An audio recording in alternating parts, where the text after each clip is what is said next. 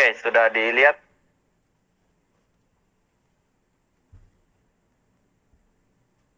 Halo, sudah dilihat dengan jelas tampilannya? Sudah. Oke, kalau sudah kita mulai ya dari nomor 1. Langsung saja. Nah, ini soalnya ada 30 nomor. Kalau bisa kita selesaikan malam ini. Jadi saya singgung sedikit. Sebenarnya kalau berbicara mengenai nasionalisme, itu sebenarnya kita diajarkan bagaimana untuk mencintai bangsa atau negara kita sendiri. Nah, itu sebenarnya intinya dari paham nasionalisme ini. Dari sikap nasionalisme ini maka muncul yang namanya sikap cinta tanah air. Ya, sikap cinta tanah air itu biasanya diwujudkan dalam berbagai aspek kehidupan, mulai dari lingkungan keluarga, lingkungan sampai pada lingkup negara. Nah, dari sikap cinta tanah air itulah maka muncul yang namanya sikap bela negara. Nah, dan dari sikap bela negara itu muncul yang namanya sikap patriotisme. Jadi antara nasionalisme, cinta tanah air, bela negara dengan patriotisme itu adalah satu kesatuan yang tidak dapat dipisahkan antara yang satu dengan yang lain. Karena keempat-empatnya itu saling berkaitan. Nah, makanya kalau kita menyinggung masalah nasionalisme, sebenarnya kita juga sudah menyinggung cinta tanah air, bela negara, dan patriotisme itu sendiri.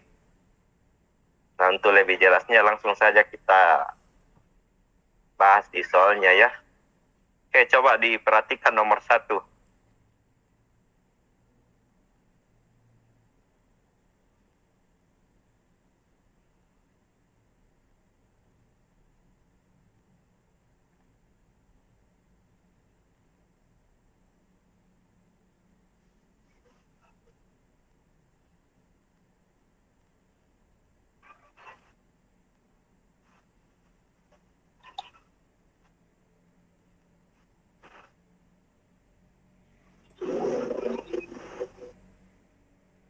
C. D. Oke, ada yang pilih C. Ada yang pilih D. Ada yang lain? Ya, jadi kalau soalnya begini, kalian pahami konteks soalnya. Ini kan yang ditanyakan semangat nasionalisme kaum terpelajar dalam membangun pendidikan pada masa pergerakan kemerdekaan. Artinya semangat nasionalisme yang dibangun kaum terpelajar pada masa pergerakan kemerdekaan. Pada masa pergerakan kemerdekaan itu artinya Indonesia baru mau menuju masa untuk mencapai kemerdekaan itu. Ya, sebelum tahun 1945 lah ke bawah. Itu dimaksud pergerakan kemerdekaan. Jadi jawabannya itu harusnya delta ya, corak pendidikan nasional berlatar barat dan terbatas. Ini yang paling tepat. Mengapa? Karena pada masa pergerakan kemerdekaan itu corak pendidikan, apa istilahnya, pendidikan itu sudah ada. Hanya saja sifatnya masih terbatas. Mengapa terbatas? Karena hanya sebagian kecil orang yang mau menempuh pendidikan di masa itu. Ya, istilahnya hanya kaum-kaum yang mempunyai perhatian yang tinggi terhadap negaranya. Mereka mau berjuang bukan hanya dalam bentuk fisik, tapi mereka juga mau melawan dari segi pendidikan. Nah, makanya orang-orang waktu itu belum terlalu cenderung untuk melirik pendidikan pada masa itu, karena mereka sebagian besar lebih menekankan pada perjuangan dengan bentuk senjata atau fisik. Nah, itu sifatnya kemudian dikatakan terbatas. Nah, kemudian dikatakan berlatar belakang barat karena pendidikan waktu itu yang diajarkan ke masyarakat pribumi itu ya sesuai dengan pendidikan yang ada di negara penjajah. Misalnya kita dulu dijajah oleh Belanda, ya makanya pendidikan yang diajarkan waktu itu adalah bercorak belakang Belanda atau Barat. Nah, tidak heran kalau sebagian besar orang-orang tua dulu kita ada yang sebagian besar pasti dalam bahasa Belanda, karena ya sebagian besar mereka diajarkan dengan metode pendidikan seperti itu. Jadi itu dua faktor ya yang menyebabkan sehingga pada masa pergerakan kemerdekaan corak pendidikan itu terbatas dan sifat daripada pendidikan itu berlatar belakang barat atau sesuai dengan pendidikan yang berlaku di Belanda. Nah itu untuk nomor 1. Oke, lanjut di nomor 2. 2C, Sumpah Pemuda. Ya ini jelas ya jawabannya adalah Charlie ya. Karena lagu Kebangsaan Indonesia Raya itu pertama kali diperdengarkan ketika Kongres Sumpah Pemuda yang kedua 28 Oktober 1928. Nah itu. Jadi awal mula nasionalisme kita sebenarnya itu ya berasal dari Sumpah Pemuda ini. Jadi ingat, biasa juga ada soal itu yang mengatakan awal nasionalisme Indonesia dimulai ketika dimulai dari pergerakan nasional, dalam hal ini Budi Utomo, kemudian masuk di Sumpah Pemuda, dan puncaknya ada pada proklamasi 17 Agustus. Jadi itu 3 rangkaian yang saling melengkapi antara satu dengan yang lain. Kemudian di nomor 3, ya coba diperhatikan dulu nomor 3.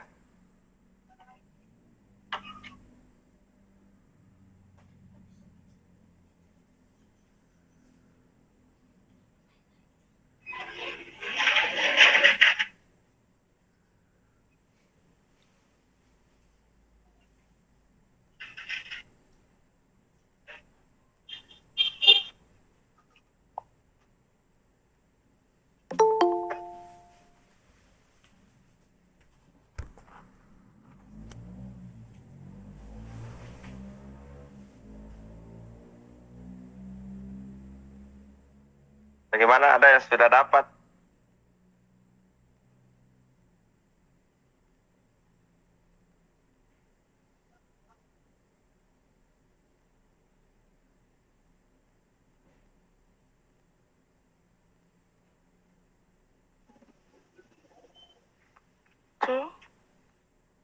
Apa?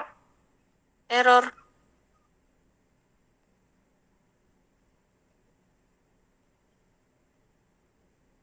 Oke, ada yang lain?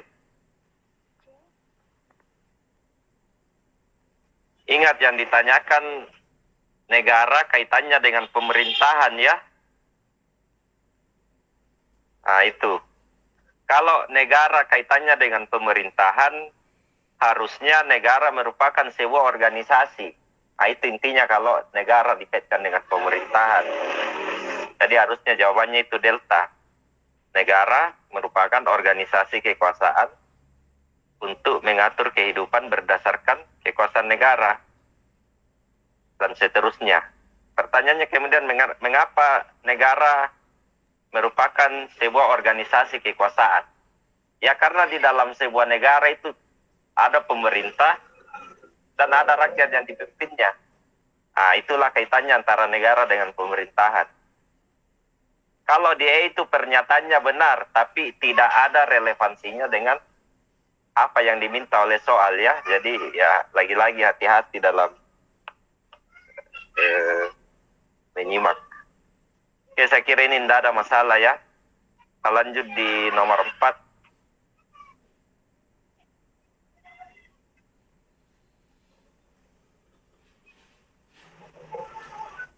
Coba diperhatikan dulu nomor 4.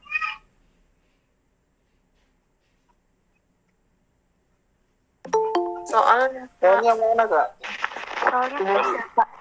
Tidak muncul kah? Aduh, tunggu saya dulu ya. Ini ada gangguan lagi kalau begini.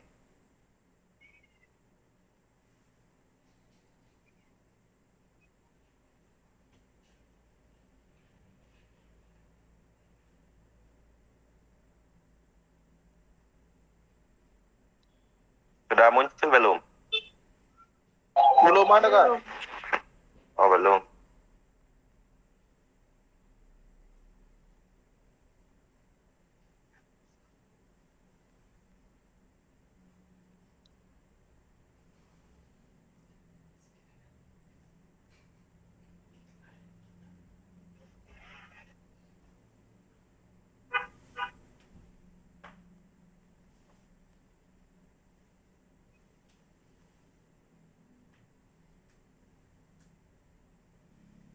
Oke, sudah dilihat kembali?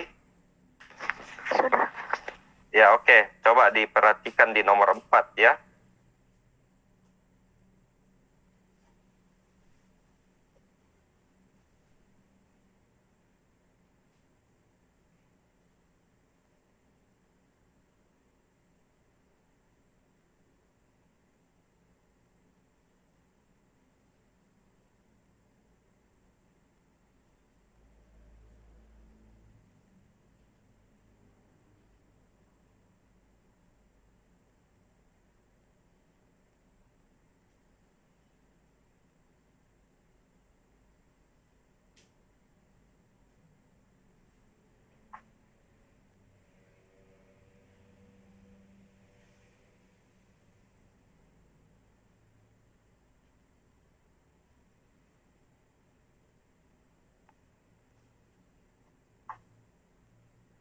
C. Oke, ada yang C. A. Ada yang A. Yang lain? A. Oke, ada yang pilih A ya. Oke, kita bahas bersama. Ini kan yang diminta di soal yang menjadi pemicu atau sebab generasi muda rentan mengalami kepudaran. Kepudaran itu kalau dimaknai ya seolah-olah mereka sudah tidak peduli lagi dengan sikap atau paham nasionalisme saat ini. Nah, mengapa itu terjadi? Nah, ini maksudnya. Ya, nomor 1 itu bisa benar ya, orientasi kebudayaan yang condong ke barat-baratan. Karena ya kalau kita lihat fenomena sekarang ya sebagian besar dari kita, masyarakat kita cenderung untuk mengadopsi budaya luar negeri. Ya, ini benar nomor 1.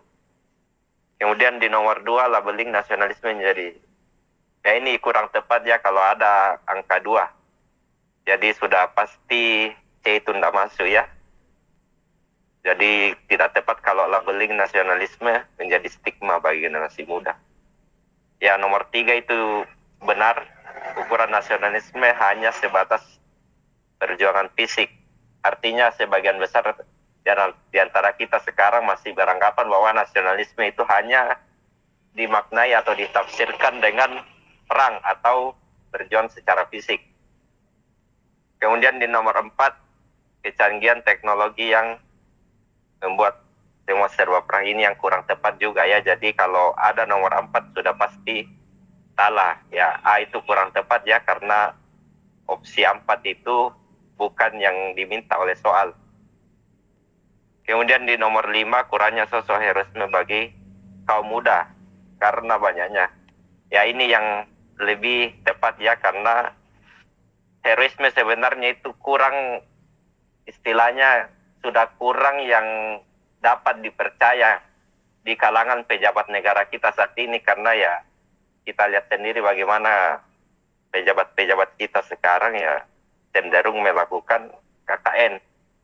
Nah, ini semua yang menyebabkan pudarnya atau menyebabkan nilai-nilai nasionalisme itu seolah-olah sudah tidak diperhatikan lagi untuk saat ini. Jadi yang benar itu adalah 1, 3, dan 5. Ya, cuma sayangnya di opsinya tidak ada. Jadi paling tepatnya itu adalah Bravo ya, 1 dan 5. Nah, begitu.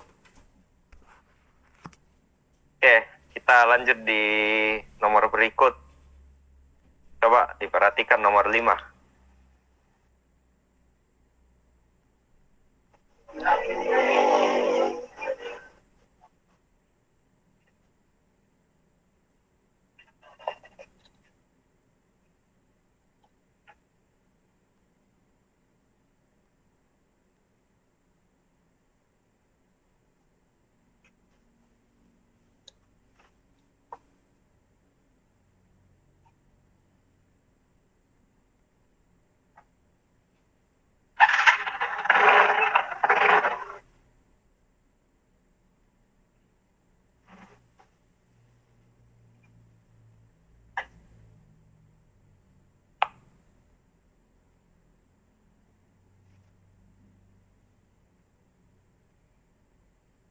Bagaimana, ada yang sudah dapat? Apa? Coba perjelas. Oke, ada yang bilang error. Ada yang lain? Delta. Oke, ada yang delta. Empang. Oke, kita coba perhatikan. Kalau ada soalnya seperti ini, pahami dulu baru cari kata kuncinya. Kata kuncinya itu kan ada di akhir kalimatnya. Nasionalisme dalam ruang dan waktu dapat mengalami perubahan. Kalau dimaknai kata ruang dan waktu itu artinya dia mengikuti perkembangan zaman yang ada saat ini atau era globalisasi. Itu bisa-bisa saja paham nasionalisme itu bisa berubah. Mengapa kira-kira bisa seperti itu? Apa yang menyebabkan? Karena apa? Ini maksudnya. Jadi harusnya yang tepat itu adalah bravo disesuaikan dengan penafsiran ideologi, ini yang lebih tepatnya. Mengapa demikian? Karena sebenarnya nasionalisme itu yang dianut di setiap negara manapun di dunia ini harus sesuai dengan ideologi yang dianut oleh bangsa atau negara itu. Misalnya di Indonesia kan ideologi kita kan Pancasila. Maka otomatis paham atau prinsip nasionalisme yang kita anut itu harus sesuai dengan nilai-nilai Pancasila itu sendiri. Makanya dikatakan nasionalisme dalam ruang dan waktu dapat mengalami perubahan. Karena harus disesuaikan dengan penafsiran atau penjabaran dari ideologi masing-masing negara. Misalnya kalau di Amerika dia menganut liberal, di Cina dia menganut kapitalis misalnya, maka otomatis nasionalisme yang mereka anut itu harus disesuaikan dengan penafsiran ideologinya masing-masing. Itu maksudnya dalam lingkup ruang dan waktu tadi. Bisa ya dimengerti? Oke, kita lanjut di nomor 6. Ini mudah ini karena tidak terlalu panjang soalnya. Sikap keteguhan hati dalam memperjuangkan kepentingan nasional.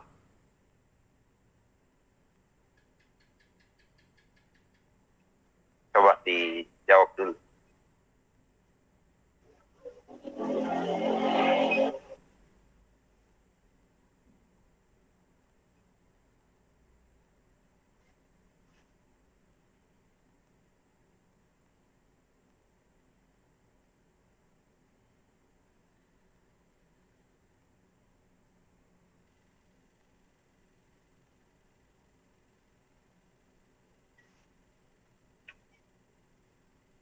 Bagaimana, ada yang sudah dapat nomor 6?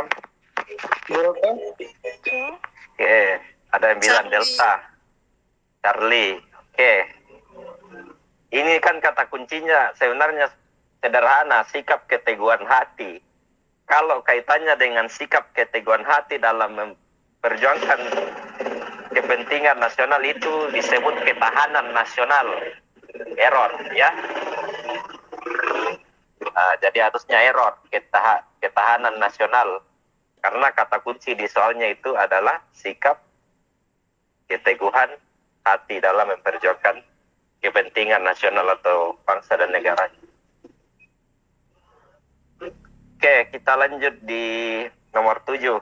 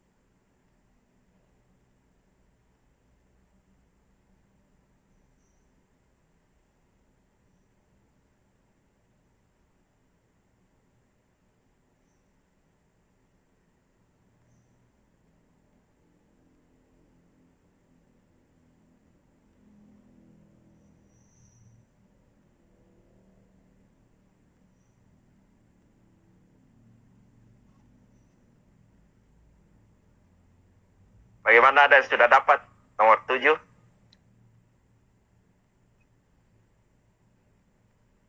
Charlie. Oke, ada yang bilang Charlie. Ada lagi yang lain?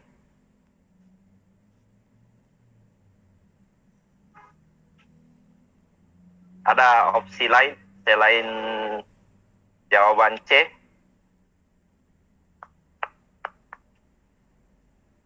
Ya, coba asal alat kita dalam menganalisis. Oke, ada yang bilang delta. Ada lagi yang lain? Oke, kita pecahkan bersama ya. Jadi ini kan kata kuncinya sebenarnya di soalnya ini memupuk rasa nasionalisme. Memupuk itu sama kalau kita maknai saling menghargai. Nah, itu memupuk rasa nasionalisme bagi masyarakat. Tidak hanya cukup dengan memaklumi keberagaman suku, agama, ras, dan antar golongan. Namun juga atau yang terpenting adalah ya harus jawabannya itu error, mempertahankan kepribadian bangsa. Nah, ini yang paling perlu. Apa kalau saya tanya apa kepribadian bangsa kita? Ada yang bisa jawab apa kepribadian bangsa kita?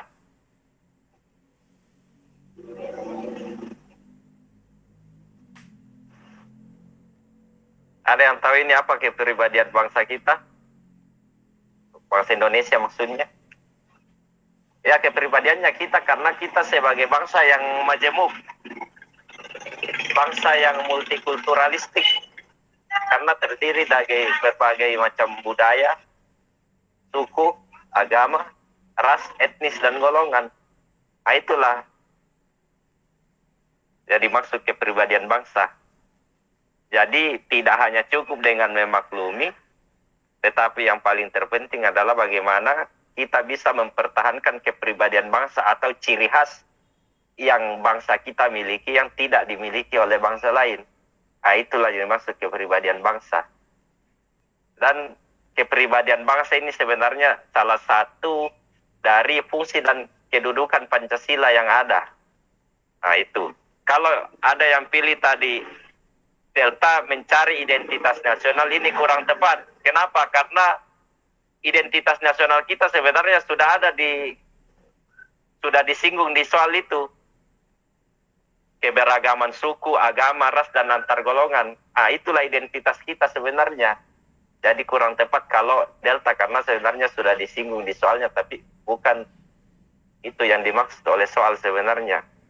Tapi yang paling tepatnya itu adalah errornya bagaimana kita mempertahankan kepribadian bangsa kita dalam arti bagaimana supaya suku, budaya, dan seterusnya yang sudah ada saat ini itu tetap dipertahankan sebagai sebuah ciri khas yang tidak dimiliki oleh bangsa lain yang ada di dunia ini selain Indonesia.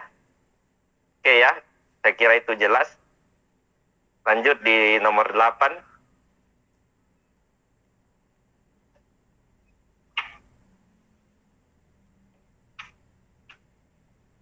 Nah, ini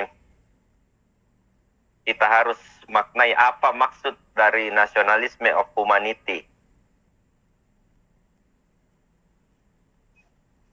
Ini sebenarnya pendapat dari Bung Karno ya. Dalam pidatonya itu 1 Juni dia sempat menyinggung ini. Nasionalisme of humanity. Apa kira-kira maksudnya itu nasionalisme of humanity?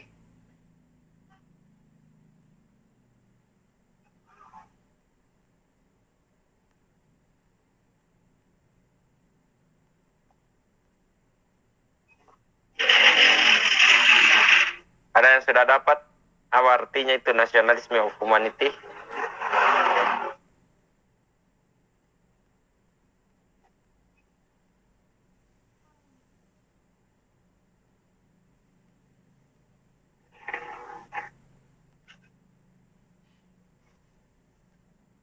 Ya, jadi nasionalisme of humanity itu tidak lain daripada pengertian kemanusiaan itu adalah satu. Apa ya? Tuh, nomor 8. Jadi pengertian lain atau definisi lain dari nasionalisme of humanity itu adalah kemanusiaan adalah satu. Oke, lanjut nomor 9. Nah, pengertian nasionalisme dalam arti sempit adalah titik-titik. Coba dijawab dulu nomor 9. Delta. Oke, ya, jadi tepat jawabannya adalah delta ya, perasaan kebangsaan yang sangat tinggi atau biasa distilahkan chauvinisme. Apa akibatnya kalau rasa kebangsaan yang sangat tinggi? Ya terkadang kita merendahkan bangsa lain dan terlalu mengagung-agungkan atau terlalu melebih-lebihkan bangsa atau negara kita sendiri. Itu nasionalisme dalam arti sempit atau chauvinisme. Kalau dalam arti luas, ya bagaimana kita bisa menyeimbangkan antara perlakuan kita dengan bangsa sendiri dengan bangsa lain. Ya dalam artian bahwa bukan berarti kita mencintai bangsa kita sendiri tapi menginjak-injak harga diri bangsa lain, itu yang tidak boleh. Tapi bagaimana caranya kita supaya saling menghargai antar bangsa yang ada di dunia ini. Itu dalam arti luas. Jadi tidak ada yang dirugikan satu sama lain, tapi kedua-duanya saling dihargai, tergantung bagaimana cara kita dalam menghargai itu ya. Oke, saya kira itu nomor 9. Kira ini tidak terlalu rumit. Lanjut di nomor 10.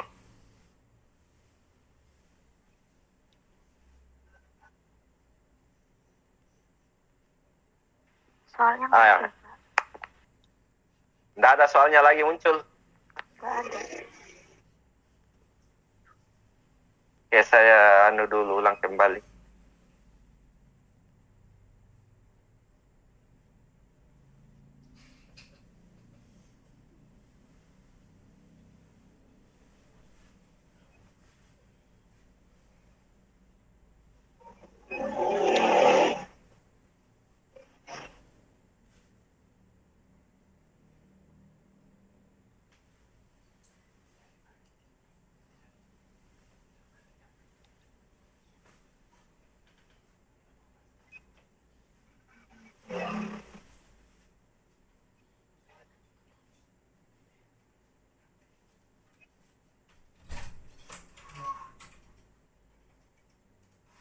Sudah kelihatan atau belum?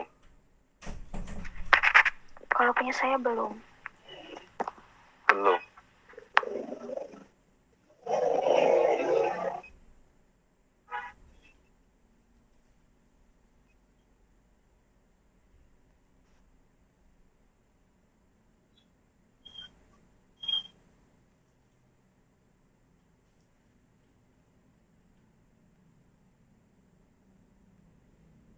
Tunggu ya karena tarik pelan lagi.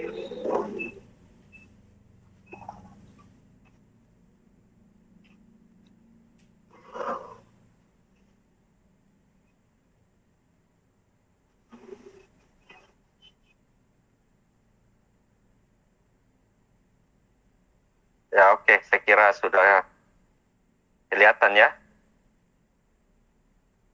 Jadi kita sudah sampai di nomor 10 tadi. Oke, coba diamati kembali.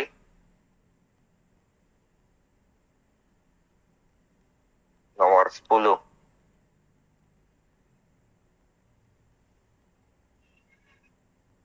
Yang termasuk aspek pembentuk rasa nasionalisme atau yang menyebabkan nasionalisme itu ada. Nah, itu maksudnya. Apa faktor-faktor atau apa pembentuk rasa sehingga nasionalisme itu ada. Coba diperhatikan angka 1 sampai 5 mana yang termasuk.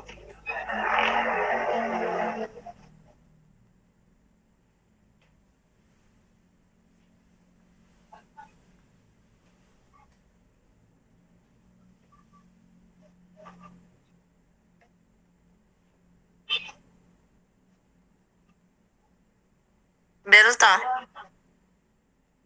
Oke, ada yang bilang delta, ada yang lain. Jadi jawabannya itu yang tepatnya adalah Alfa. Bravo ya. 1, 2, 3, dan 4. Kecuali tujuan bersama itu tidak masuk. Nah, jadi yang termasuk faktor-faktor atau aspek pembentuk rasa nasionalisme itu ada 4 ya. Persamaan nasib. Ya, persamaan nasib kita kan jelas pernah sama-sama dijajah oleh bangsa barat. Baik itu suku Bugis misalnya maupun suku Mandar.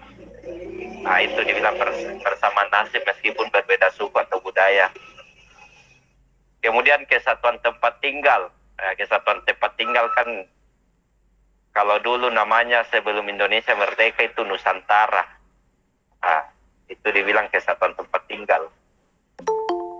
Kemudian cita-cita bersama. Ya, cita-cita bersama kan jelas kita mau merdeka ya, dan itu dibuktikan di 17 Agustus 1945. Dan yang keempat adalah perbedaan yang mempersatukan. Makanya istilahnya semboyan kita itu adalah Bhinneka Tunggal Ika. Supaya semua perbedaan etnis, suku, budaya yang ada di Indonesia itu bisa dipersatukan. Kecuali 5 ya, tujuan bersama itu tidak masuk. Jadi tepatnya 1, 2, 3, dan 4. Oke, lanjut nomor 11. C3. Oke, 3 ya. Jadi kalau ada soal yang menyinggung nasionalisme, cinta tanah air, bela negara, patriotisme atau bela negara, itu semua kaitannya dengan sila ketiga. Nah, itu kata kuncinya. Lanjut nomor 12.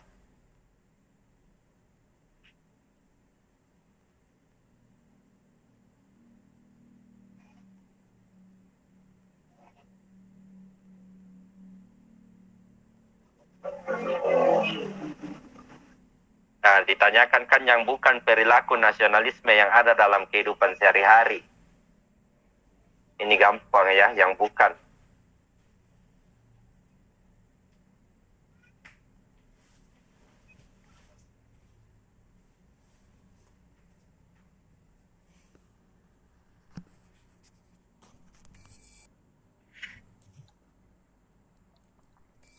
Delta. Iya, jawabannya itu adalah delta ya. Tidak gemar menggunakan barang ekspor.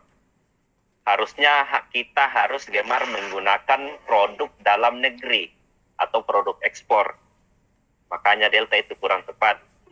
Jadi jawaban A, B, C, dan E itu merupakan bagian dari contoh perilaku nasionalisme dalam kehidupan sehari-hari. Bisa delta benar asalkan dia gemar menggunakan barang ekspor atau gemar menggunakan produk atau buatan dalam negeri. Oke, lanjut nomor 13.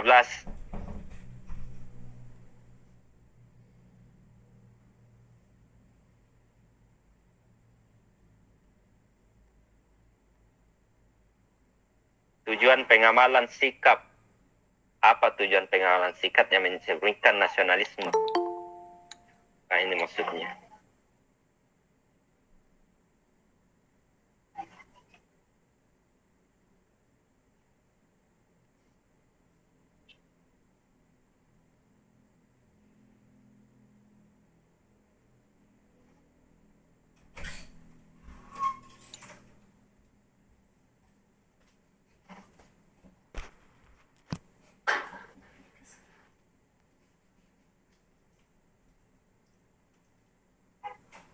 Bagaimana, ada yang sudah jawab nomor 13?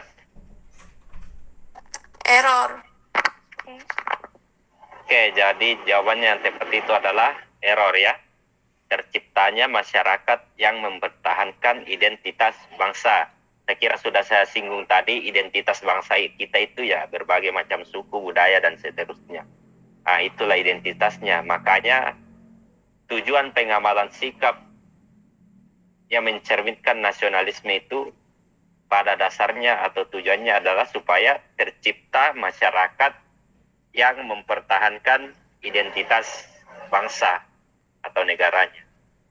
Oke, saya kira sudah nalarnya sudah bagus ya. Semoga ini meningkat dalam setiap pembelajaran berikutnya. Coba nomor 14 lagi.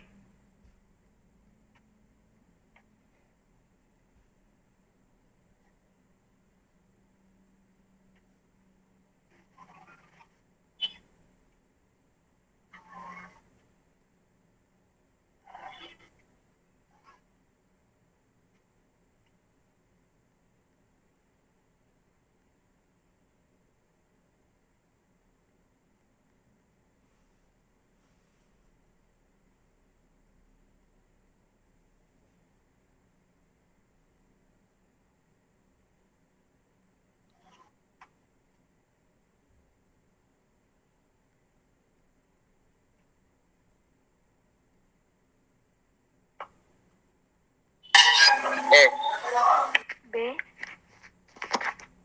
Ada yang pilih E, ada yang pilih Error. B. Oke. Coba eksternalitas. Error. Oke. Kita kaji ya. Ini kan yang ditanyakan eksternalitas dari sikap nasionalisme. Eksternalitas itu adalah sikap ekstrim yang terkadang dapat membahayakan sebuah bangsa atau negaranya sendiri bila mana orang salah menafsirkan suatu ideologi atau paham nasionalisme yang dianut. Itu eksternalitas. Artinya dia keliru dalam memahami dengan baik apa maksud dari nasionalisme itu. Nah, penyebabnya apa? Atau diakibatkan oleh harusnya jawabannya itu adalah alfa. Nasionalisme dipahami sebagai sebuah ideologi. Ini yang bahaya kalau orang tafsirkan nasionalisme itu dipahami sebagai sebuah ideologi. Padahal seharusnya nasionalisme itu adalah tafsir atau penjabaran dari sebuah ideologi. Tidak boleh dipahami sebagai sebuah ideologi, tapi harus dipahami sebagai bahagian dari ideologi. Nah, ini maksudnya. Saya kira ini tidak ada masalah ya. Jadi jawabannya di nomor 14 itu alfa. Kenapa bukan E, Kak? Sedangkan eksternalitas. Kalau itu dia pahami dulu, kalau chauvinisme itu kan dia terlalu cenderung merendahkan bangsa lain atau menghina bangsa lain dan mengagungkan bangsa sendiri. Saya kira ini kurang tepat karena soalnya tidak mengarah ke situ. Jadi eksternalitas tadi itu kalau kita maknai didefinisikan bahwasanya ancaman atau ancaman atau keadaan bahaya bagi suatu bangsa atau negara bila mana sebuah paham itu dipahami secara keliru. Termasuk nasionalisme ini, kalau nasionalisme kita pahami sederajat dengan Pancasila misalnya, itu yang tidak boleh. Karena itu biasa cenderung mengakibatkan orang dapat berbuat di luar berbuat semau-maunya. Misalnya taruhlah misalnya aksi terorisme ya, itu lebih identik dengan penafsiran sebagai dia lebih menafsirkan nasionalisme sebagai sebuah ideologi, padahal tidak seperti itu. Harusnya nasionalisme itu merupakan penjabaran atau penafsiran dari sebuah ideologi, bukan dipahami sebagai sebuah ideologi. Saya kira ini ya, jadi tergantung kontekstualnya. Kalau chauvinisme itu kan sebuah paham yang itu tadi merendahkan bangsa lain dan cenderung melebih-lebihkan bangsanya sendiri. Oke, kita lanjut di nomor 15.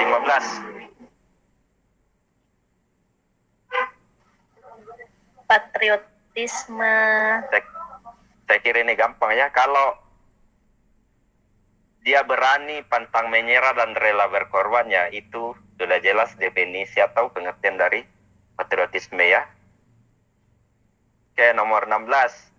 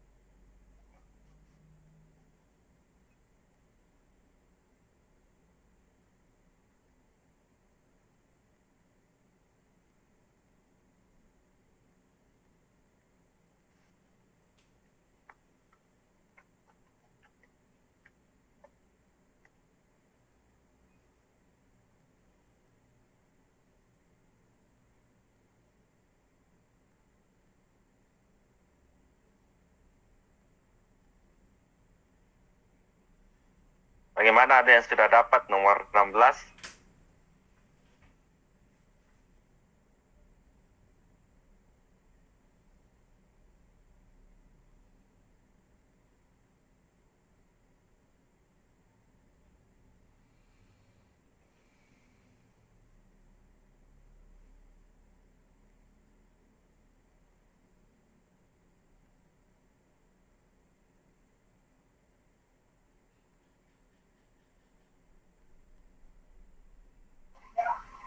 A.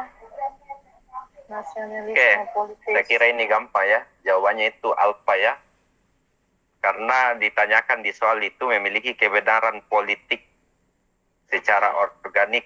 Nah, itu adalah nasionalisme politik. Maksud dari kebenaran politik secara organik itu bahwasanya negara ada karena kehendak daripada rakyat itu sendiri. Makanya ada itu konsep demokrasi, dari rakyat, oleh rakyat, dan untuk rakyat. Nah, itulah definisi dari kebenaran politik secara organik, atau biasa dipahami sebagai sebuah nasionalisme yang bersifat politis. Oke, kita lanjut di nomor 17. Nah, ini yang agak sulit di nomor 17 kalau kita tidak pernah dapat model soal seperti ini, karena harus memang sama persis yang ada di konsep atau teorinya. Nah, kecuali ada yang tahu ini kira-kira nomor 17.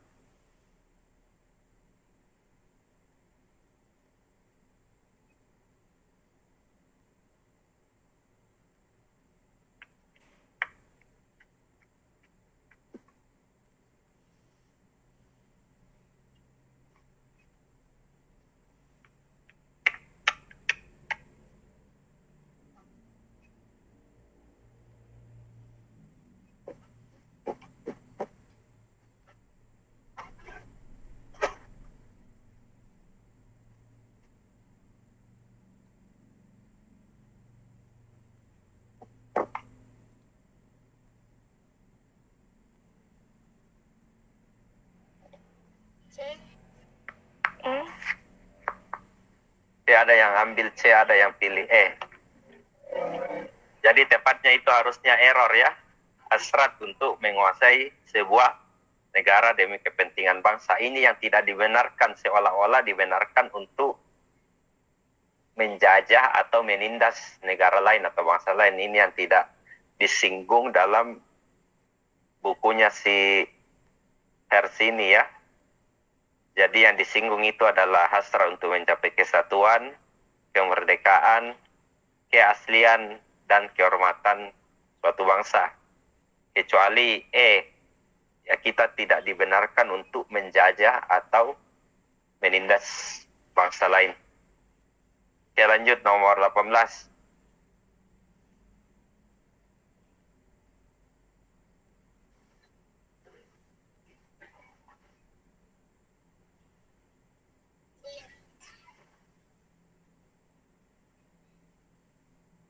TNI umumnya telah memiliki jiwa sensitivity yang tinggi.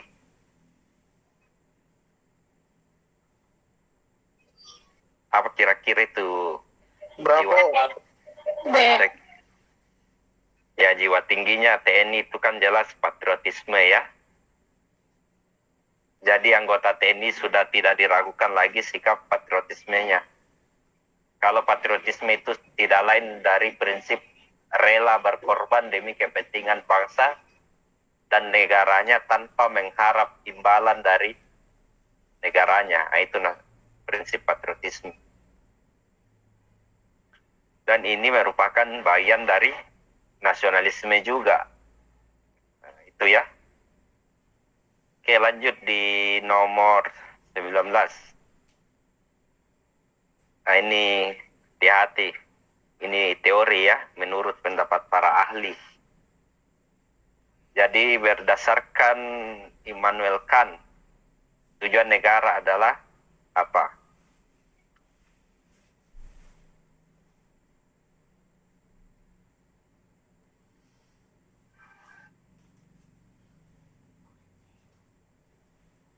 A.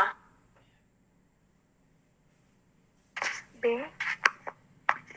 Ya, ada yang pilih alfa, ada yang pilih bravo. Jadi yang tepatnya itu adalah bravo ya, menjamin hak dan kemerdekaan warga negara. Nah, ini yang diadopsi atau dianut di negara kita sendiri. Menjamin hak dan kemerdekaan warga negara. Apa buktinya bahwa teori Immanuel Kant ini dianut? Ya, ada di pasal 28A sampai J yang mengatur tentang hak asasi manusia. Nah, itulah penjabaran atau tafsir dari menjamin hak dan kemerdekaan warga negara. Itu ya, nomor 19. Kemudian lanjut nomor 20.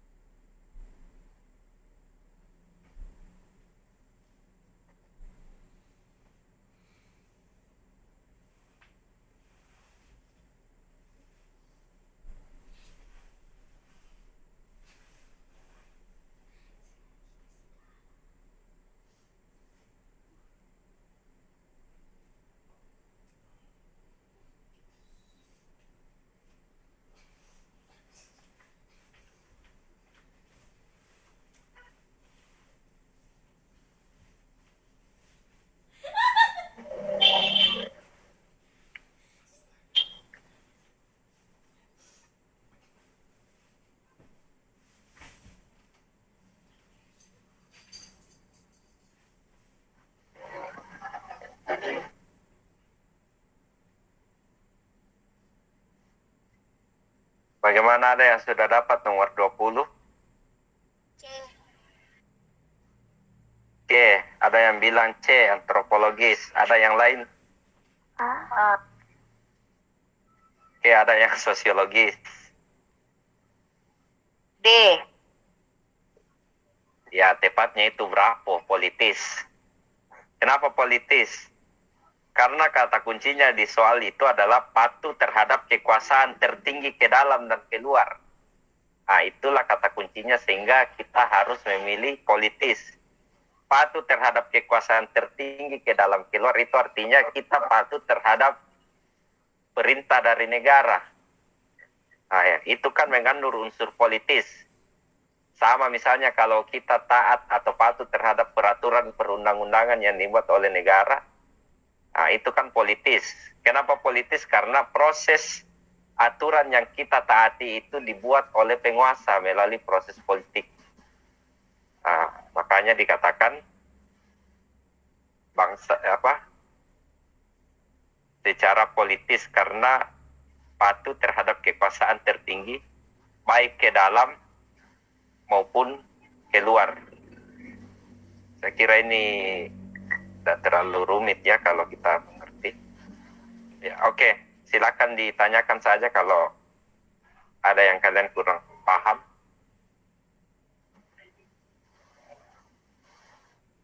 Oke, lanjut nomor 21.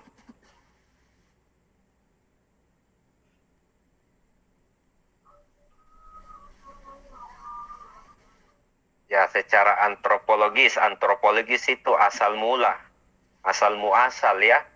Nah, itu definisinya antropologis. Bangsa merupakan persekutuan hidup manusia yang memiliki Tujuan. kesamaan dalam bentuk kecuali ya tujuan. Ya, tujuan itu bukan yang menyebabkan atau yang melatar belakangi sebuah apa istilahnya satu kesatuan bangsa itu muncul, tapi harus dilatar belakangi ras, keyakinan, kebudayaan, dan bahasa ya. Oke, lanjut 22.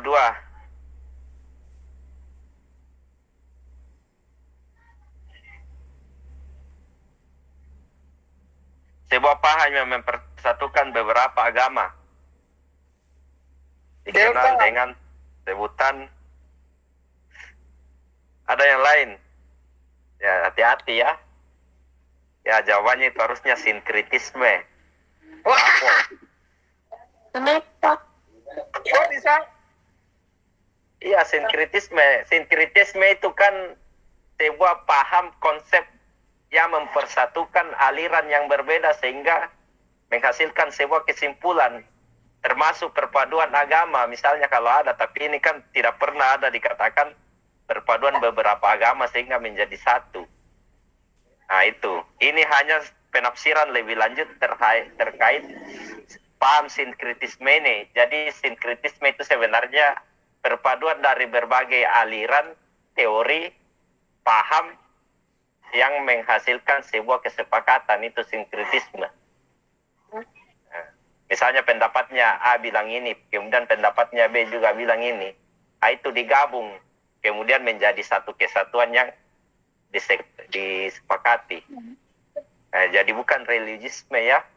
Kalau religiusme itu ya keyakinan masing-masing dalam menjalankan keyakinan atau ibadah sesuai kepercayaan kita masing-masing. Nah itu. Jadi kurang tepat kalau religiusme. Tepatnya itu sinkritisme, perpaduan dari berbagai aliran sehingga menjadi satu kesatuan. Oke, kita lanjut di 23.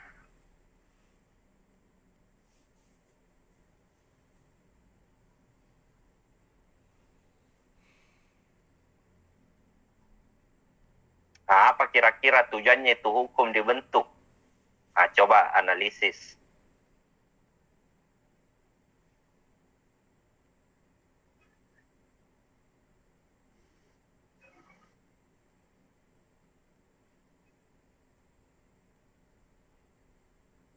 Alfa. A.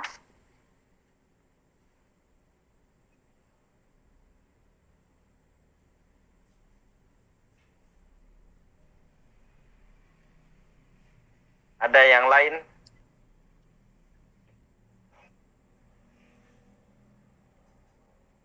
Ya, jawabannya itu adalah harusnya delta ya. 4 saja, tidak ada yang lain. Menciptakan ketertiban masyarakat. Ya, tujuannya sebenarnya hukum itu dibuat, undang-undang, perpres, perda itu tidak lain adalah supaya memberikan kepastian hukum atau menciptakan ketertiban dalam masyarakat supaya tidak ada masyarakat yang berbuat semau-maunya atau main hakim sendiri. Makanya ada hukum dibuat untuk menghindari hal-hal seperti itu. Jadi menciptakan ketertiban masyarakat. Kalau menjamin keamanan, kalau di nomor 1 menjamin keamanan negara dari ancaman, ya itu lebih tepatnya kalau tugasnya TNI ya. Nah itu. Kalau nomor 2 memberikan rasa aman kepada warga negara, ya itu tujuannya Makanya dibentuk Polri. Polri itu kan tujuannya mengayomi, melindungi dan menegakkan memberikan rasa aman kepada setiap warga negara dan dia juga menegakkan hukum. Nah, itu kan tugasnya dari seorang Polri ya. Jadi 1 dan 2 itu tidak masuk, hanya angka 4 saja. Oke, lanjut di nomor 24. Tidak kelihatan. Tidak muncul lagi. Oke, saya share ulang kalau begitu.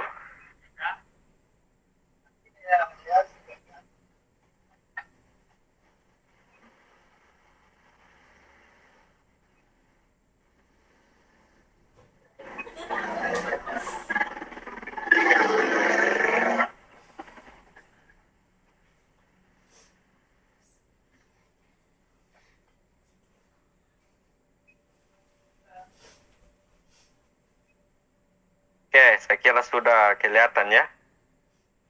Jadi kita sudah sampai di nomor 24.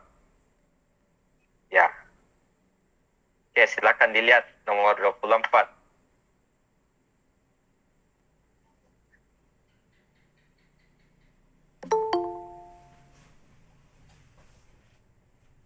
Ya, nasionalisme timbul berdasarkan kemauan sekelompok manusia yang mau bersatu.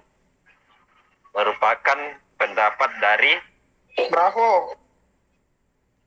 ya jelas ya, kalau teori ini kita tidak bisa menebak-nebak karena harus memang sesuai dengan apa yang dikatakan si tokohnya ini. Ya tepatnya Bravo ya, Joseph Ernest Renan. Beliau mengatakan kemauan nasionalisme timbul karena adanya kemauan sekelompok manusia yang mau bersatu. Oke, kita lanjut nomor 25.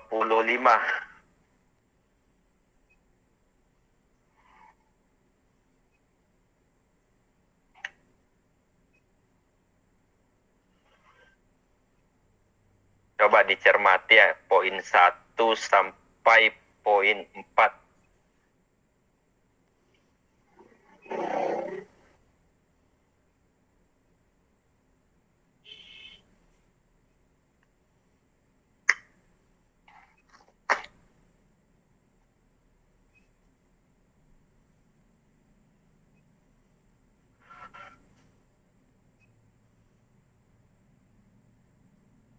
Ada yang sudah dapat?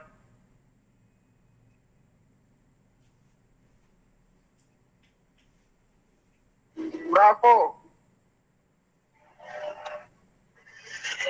Ya benar ya, unsur-unsur daripada nasionalisme. Saya kira ini gampang, yang penting Anda paham. Jadi nomor 1 sampai 4 itu menunjukkan unsur-unsur nasionalisme. Oke, kita lanjut di nomor 26. Ancaman militer pada sebuah negara meliputi dimensi-dimensi berikut kecuali ancaman militer atau ancaman tradisional. Nah, itu. Kecuali apa?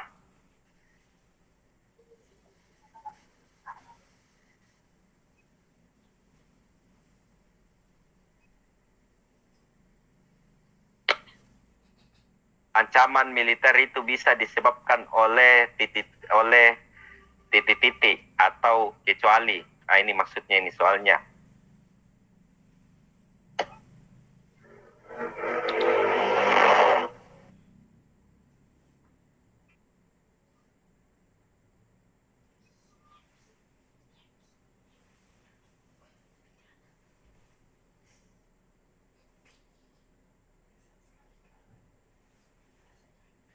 Ada yang sudah dapat 26?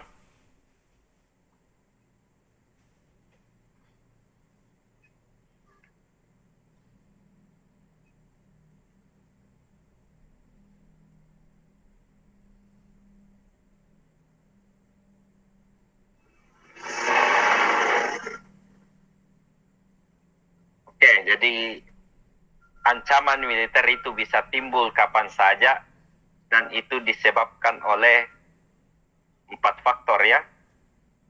Bisa disebabkan karena masalah ekonomi, bisa disebabkan karena masalah politik, bisa disebabkan karena masalah ideologi, dan bisa juga disebabkan kemaslahatan bersama. Jadi yang tidak tepatnya itu agama ya. Agama itu bukan ancaman yang dapat menyebabkan ancaman militer. Saya kira ini tidak ada masalah. Kita lanjut di nomor 27. Nasionalisme tidak membeda-bedakan baik suku, agama, maupun ras. Hal ini tentu saja menunjukkan bahwa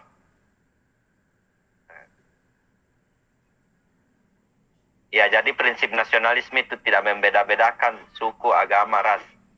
Apa kira-kira yang menyebabkan sehingga nasionalisme itu tidak membedakan antara suku yang satu dengan yang lain? Nah, begitu maksudnya.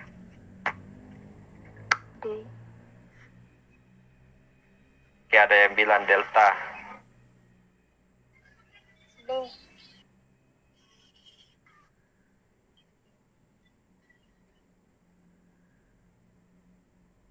Ada yang lain?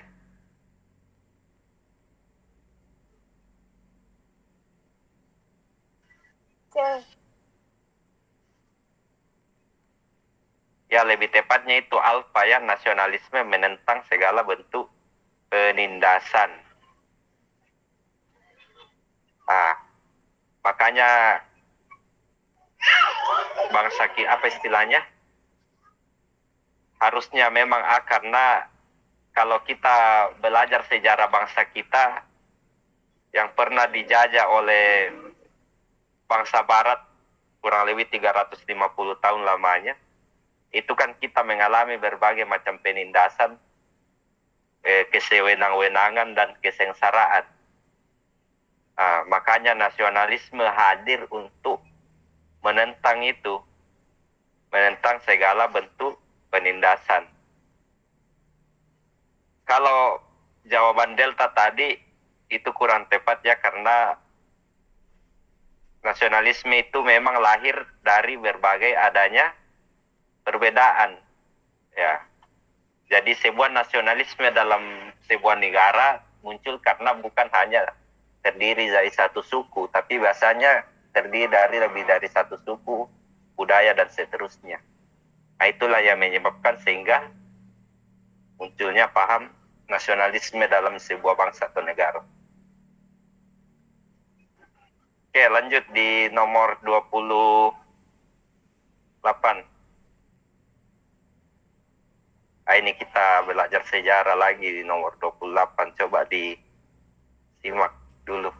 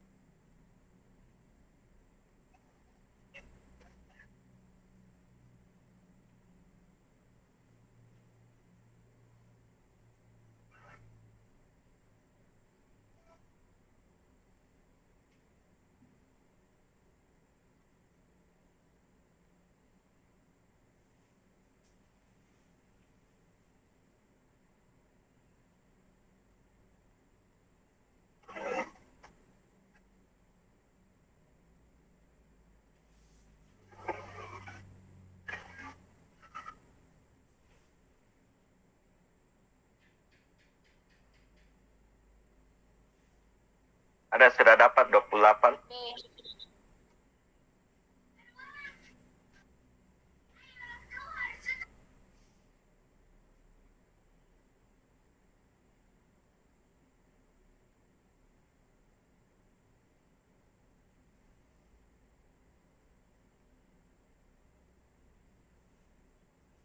Bagaimana, ada yang sudah dapat jawabannya ini? B. Ya, B ya, tepat. Jadi SI atau Serikat Islam itu adalah cikal bakal atau asal mula paham nasionalisme itu ada di Indonesia ya. Jadi ini asal muasalnya. Awalnya itu Serikat Islam itu kan dulu adalah Serikat Dagang Islam. Waktu dia masih bernama Serikat Dagang Islam, urusannya itu hanya menangani masalah agama saja, tidak menyentuh masalah politik, sosial, ekonomi. Nanti setelah Serikat Dagang Islam itu berubah jadi Sarekat Islam SI, maka yang dia urus itu bukan masalah agama saja, tapi dia juga sudah mencampuri masalah urusan politik, sosial, ekonomi. Nah, karena dia sudah mencampuri urusan politik, sosial, dan ekonomi, maka inilah yang menyebabkan paham nasionalisme itu muncul. Bagaimana caranya supaya SI juga ini berkontribusi atau berpartisipasi dalam menentang penjajah pada waktu itu. Nah, pertanyaannya lagi, kenapa dia menentang? Karena dia tidak mau ditindas secara terus-menerus. Nah, itulah yang menyebabkan muncul sikap nasionalisme, bagaimana dia mencintai bangsa atau negerinya sendiri daripada ditindas secara terus-menerus. Saya kira ini tidak ada masalah, yang penting kita paham ya. Oke, 29.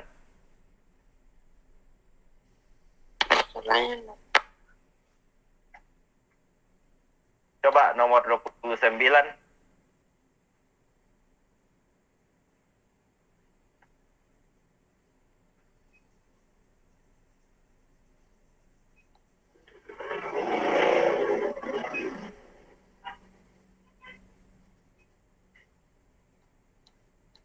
C. Oke, ada yang bilang C, Charlie. Ada yang lain? Ya, jawabannya harusnya itu adalah Alpha ya, Hansko. Jadi itu pendapatnya Hansko ya. Nasionalisme adalah formalisasi atau bentuk serta rasionalisasi dari kesadaran nasional berbangsa dan juga bernegara. Oke, saya kira ini tidak ada masalah. Yang penting kita tahu pendapat-pendapat ahli. Ya, nantilah saya kasih ini materi-materi nasionalisme yang disampaikan oleh beberapa ahli ya, supaya ada tambahan referensi atau materi yang bisa kalian pelajari nanti. Oke, terakhir nomor 30. Sikap berlandaskan nasionalisme di bawah ini yang berpengaruh pada kebijakan fiskal negara adalah, jadi kebijakan fiskal itu adalah kebijakan yang ada kaitannya dengan keuangan negara, dalam hal ini pemasukan negara. Nah, itu maksudnya fiskal.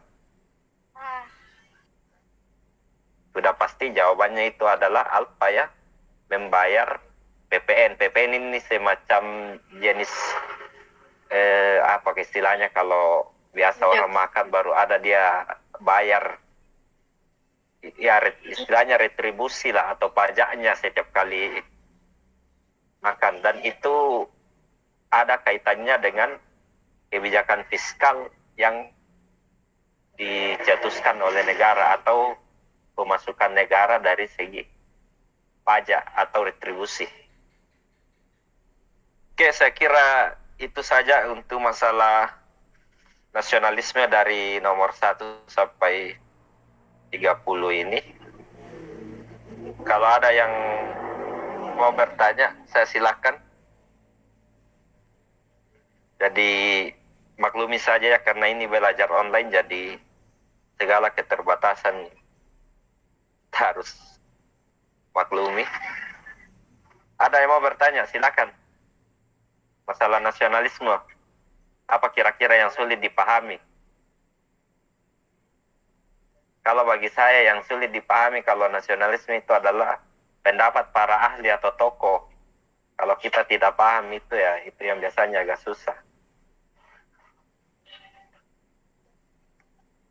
Bagaimana, ada yang mau ditanyakan? Saya kembalikan ke teman-teman.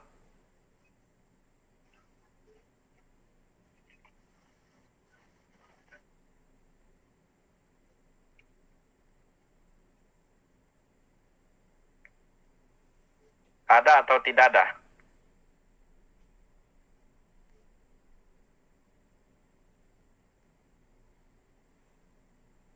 Ya baik, kalau tidak ada yang bertanya, saya kira Anda semua sudah mengerti, paham, dan tugasnya kalian adalah untuk belajar materi yang sebelumnya sudah disampaikan, supaya tidak mudah kalian lupa. Dan yang terpenting adalah pengembangan dari materi itu sendiri. Jadi ini kan kesepakatan dengan yang punya bimbingan bahwasanya 4 kali pertemuannya untuk TWK. Nah, ini sudah pertemuan kedua, jadi lagi 2 kali. Nah, nanti di 2 kali itu kita bahas bela negara dengan integritas. Nah, itu. Oke ya, kalau tidak ada, saya kira cukup ya. Kalau tidak ada. Kak, boleh minta file soal yang kita pelajari hari ini nggak, Kak? Oh, bisa.